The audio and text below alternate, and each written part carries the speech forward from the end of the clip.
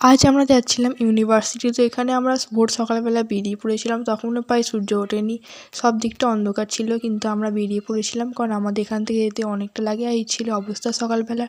তারপর আমরা গাড়িতে যে বাসের স্ট্যান্ডে এসে বাস ধরে নিলাম। বাসটা খুব আস্তে আস্তে যাচ্ছিলো। তারপর মেন বাসের স্ট্যান্ডে চলে এসেছিলাম, কারণ ওই বাসটা থেকে মেন বাস স্ট্যান্ডে আসতে হবে। এখানেও অনেক লোক এসেছিলো প্রায়, তখনও খুব যে সূর্য উঠেছে এরকম কিছু নয়। তারপর বাস এসে গেছিলো। এই যে আমাদের বাস। তারপরে বাসে উঠে আমরা চলে আসছিলাম কলকাতায়। কলকাতায় অবস্থা ঠিক ছিল এরকম। তারপর আমরা ইউনিভার্সিটিতে চলে এসেছিলাম। এখানে দেখছিলাম অনেক বাজার। এই যে আমি হেঁটে হেঁটে যাচ্ছি, এই যে আমি একটু ভিডিও করছিলাম। চারিদিকে অনেক লোক ব্যস্ত ছিল। তারপর আমরা এসে গেছিলাম ইউনিভার্সিটিতে।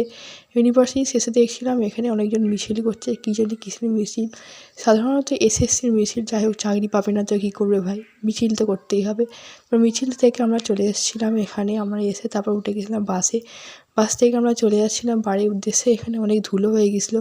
তারপর আস্তে আস্তে প্রায়